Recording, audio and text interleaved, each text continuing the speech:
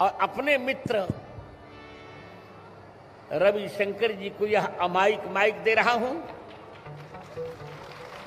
मेरी अपनी अवधारणा के अनुसार मैंने तथ्य कहा, मैं किसी पर दबाव नहीं डाल रहा हूं कि आप मेरी बात मानिए, पर उचित यही लगता है। आज का युग कह रहा है कि भारत को अखंड किए बिना हमें विश्राम नहीं लेना चाहिए। आतताइयों से किसी प्रकार का समझौता हमें नहीं करना चाहिए। स्वाभिमान के साथ भगवान का स्मरण हो, यही मेरी दृष्टि में आर्ट ऑफ लिविंग है। जय श्री राम।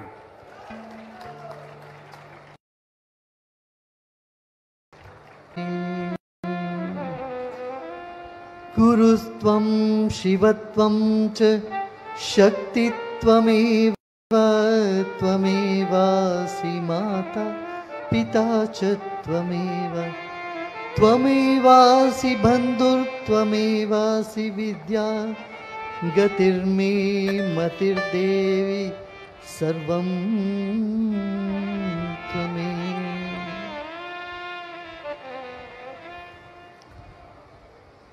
परम पूज्य जगत गुरु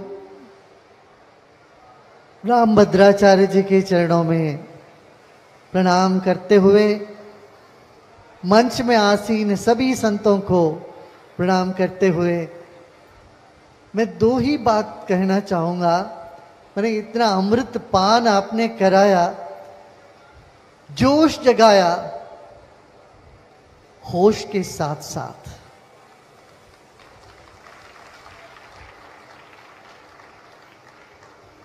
मुझे लगता है यदि रामभद्राचार्य जी 500 साल पहले होते हमारे देश में, तो शायद भारत कभी गुलाम हो ही नहीं सकता। हमारे राजा महाराजा इतने स्वार्थी बन गए और अपना ही सोचते रहे। विदेश से लोग आते रहे, इनको दो चार प्रशंसा करते रहेंगे कि फिर उन्होंने सब कुछ उन पर लुटा के देश को लुटा दिया। देश को इतना एक गरीब अवस्था में, परिस्थिति में लेके आ गए। एक युग था जहां भारत स्वर्णिम युग में था। दुनिया के 1/3 संपत्ति भारत में था। भारत को खोजते खोजते कोलंबस अमेरिका पहुंच गया। वहां जाके उसने सोचा यही भारत है। फिर उसको पता चला ये भारत नहीं है, भारत तो बहुत संपन्न देश है। फिर उसको फिर लौट के आना पड़ा।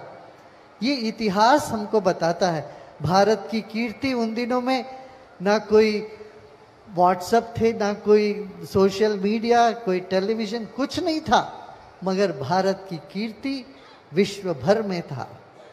आज भी जब हम दुनिया के कोने कोने में जाते हैं, हमारे वैदिक परंपरा का अवशेष सब जगह मिलता है। गणपति की मूर्ति मिलती है, यज्ञ कुंड मिलता है, शिव जी की मूर्ति मिलता है, श्री राम जी के नाम पे नगरे हैं सब जगह। ये दिखाता है, दर्शाता है हमारे जो वैदिक उद्गार था, कृण्वन्तो विश्वमार्यम, उस पर हमारे पूर्वज चले थे। आज हम लोग जिसको कैलिफोर्निया कहते हैं, उसको कपिलारण्य कहते। कपिल मुनि वहां पर पहुंचे, इसलिए आज उनका नाम कैलिफोर्निया बन गया। जब हम विदेश में प्रवास करते हैं, अक्सर हम उनसे पूछते हैं, आपको पता है कि 70% अंग्रेजी भाषा में संस्कृत भरा हुआ है? किसी को पता नहीं। अंकों का जो देन है दुनिया को, वो भारत से मिला है, वो भी नहीं पता। क्यों? हम अपने ही विरासत को खो बैठे, भूल गए, अपना मूल को हम भूल के बैठ गए। अभी हम अंग्रेजी का नाम बोलते हैं। अक्टूबर बने क्या? आकाश। दशंबर, सप्तंबर, अष्टंबर, अक्टूबर हो गया। फाल्गुन, फरवरी बन गया। नया साल कब शुरू होता है अपना? फाल्गुन के बाद ही है ना, चैत्र। मार्च माने आगे बढ़ो। नया साल हमारा जैसे होता है ना, चैत्र में शुरू होता है। आज भी अफगानिस्तान है, इराक है, ईरान है, ये सब जगह नया साल कब करते हैं, वो मनाते हैं फाल्गुन के बाद ही करते हैं।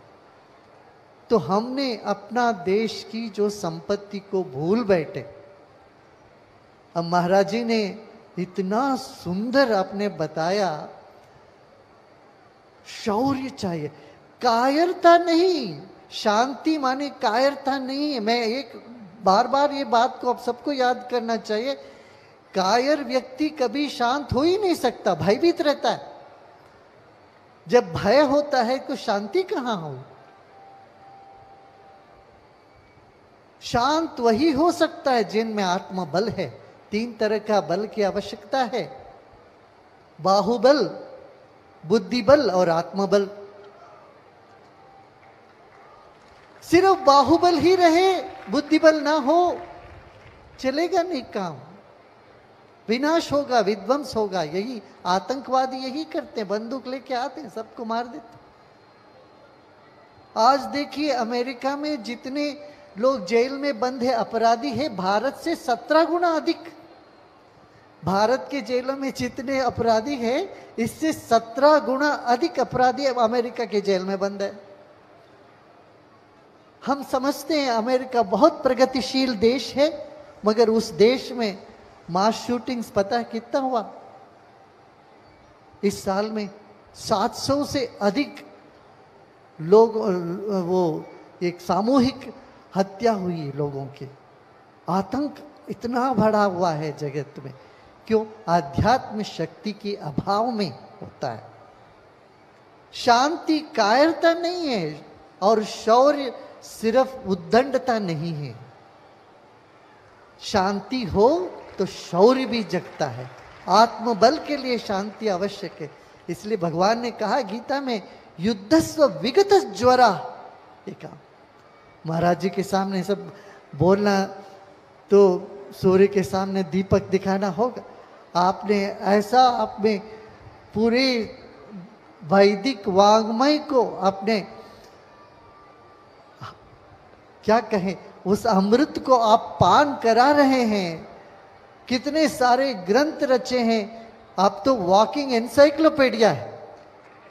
अपने लाइब्रेरी कोई किसी भी शब्द का वहाँ या ग्रंथ का कुछ भी जानना हो ग्रंथ के बारे में, महाराज जी के पास आप एक प्रश्न रखो, बस ज्ञान की वर्षा होने लगती। अमृत पान कराते हैं। आप कितने सौभाग्यशाली हैं। कहते ना, स्वयं ही तीर्थानि पुनंति संता। अब संजय जी ने महाराज जी को यहाँ बुलाकर इतना भव्य आयोजन करके इस तीर्थ क्षेत्र को, हरिहर क्षेत्र को एक तीर्थ स्थान बना दे। तीर्थ स्थान तो है ही, और उसमें और शोभा आ गई यहाँ पर। जैसे आपने कहा है परशुराम जी की मूर्ति यहाँ होनी बहुत आवश्यक है। परशुराम जी आत्मबल, बुद्धिबल और शौर्य तीनों का, बाहुबल तीनों का आप संगम है। ये संगम क्षेत्र पर उनका एक प्रतिमा बन रहा है। तो ये बहुत एक हिस्टोरिक मोमेंट होगा, एक चरित्रार्ह घटना है। तो इस घटना में आप सब लोग भाग लिए हैं। ऐसे ही जोश को लेके चलिए। देखिए 4 चीज़ों की आवश्यकता, जीवन जीने की कला यही है। अच्छा, आप पूछिए मैं क्यों जीवन जीने की कला नाम रखा? पहले तो 42 साल पहले जब हमने शुरू किया, बाहर की देश के जो जनता छोड़ी, हमारे देश के युवा भी योग ध्यान ये करो तो भागते थे, दूर भागते थे। फिर हमने उनको युक्ति से लगाया जीवन जीने की कला। उनमें कुछ कौतूहल जागा, ये क्या है देखने आए, फिर फंस गए। फिर उन देखने आए, फिर इस ज्ञान के रस में, आनंद में, भक्ति में फंस गए। शक्ति, मुक्ति, भक्ति, युक्ति, ये 4 चीज जीवन में आवश्यक है। व्यक्तिगत जीवन में हमें सफल होना हो, मुक्त अनुभव करो। अपने आप को गुलाम अनुभव करोगे तो तुम कभी भक्ति का अनुभव भी नहीं कर पाओगे। भक्ति का अनुभव जब मुक्ति से होता, और ऐसे संतों के चरणों में, गुरुओं के चरणों में बैठने से वो भक्ति और मुक्ति का लाभ होता है। फिर शक्ति और युक्ति समाज में सफल होना हो वो लगाना पड़ेगा।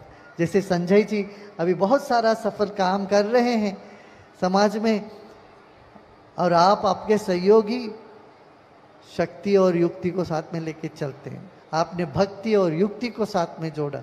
ये चारों चीज होने पे जीवन सफलता होगा, समाज में भी, व्यक्तिगत जीवन में भी सफलता मिलेगी। हाँ? आज आपने कहा कि विश्वास को गुरु बनाओ। मैं कहूँगा ऐसे पूज्य गुरु पर विश्वास रखो तो काम अपने आप होने लगेगा। आत्मबल जागे, शौर्य जगता है। शौर्य जगे शांति के साथ, फिर बुद्धि शक्ति जगती है, और बुद्धि शक्ति जगे तो दुनिया पूरी अपनी है, दुनिया में कोई पराया नहीं है। ये मंत्र है प्रेम का। वसुधैव कुटुंबकम की बात कमजोर व्यक्ति कभी कर ही नहीं सकता। जो मजबूत है, जिनमें इतना शौर्य है, वही इस बात को आगे बढ़ा सकते हैं।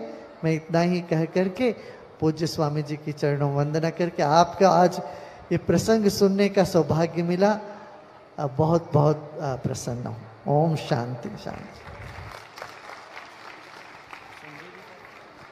गुरुजी आप आरती मंत्रात्मक कर देंगे, क्योंकि इनका धर्म समाज का कार्यक्रम तुरंत उनका चल जाएगा।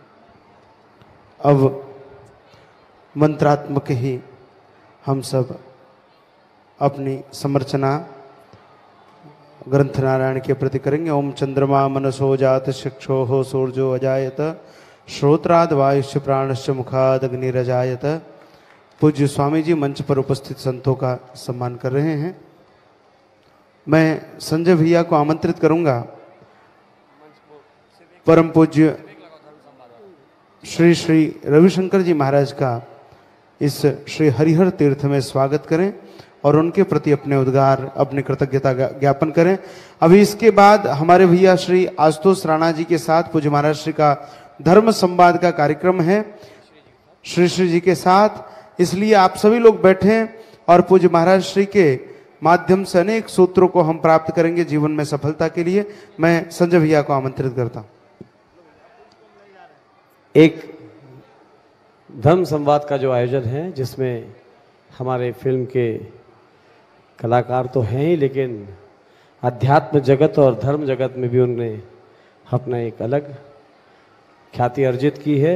राम राज्य किताब की रचना करके उन्होंने पूरे हिंदुस्तान के राम भक्तों का दिल जीता है। ऐसे हमारे परम आदरणीय ज्येष्ठ गुरु भाई आशुतोष राणा जी के साथ परम पूज्य स्वामी जी श्री श्री रविशंकर जी के साथ उनका धर्म संवाद का आयोजन 5 मिनट के अंदर प्रारंभ होगा। आप सब यथास्थान बैठेंगे और जितने भक्त आए हैं इस धर्म संवाद के बाद आप सभी लोगों के लिए स्टेडियम के अंदर भोजन प्रसाद की भी व्यवस्था है।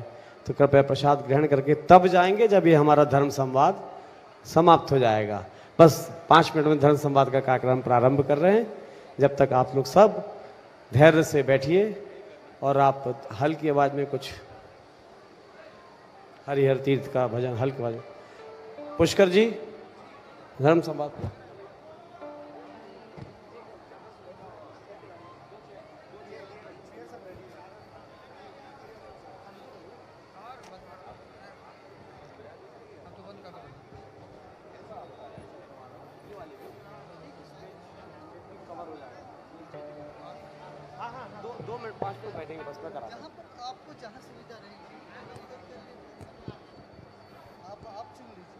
आपका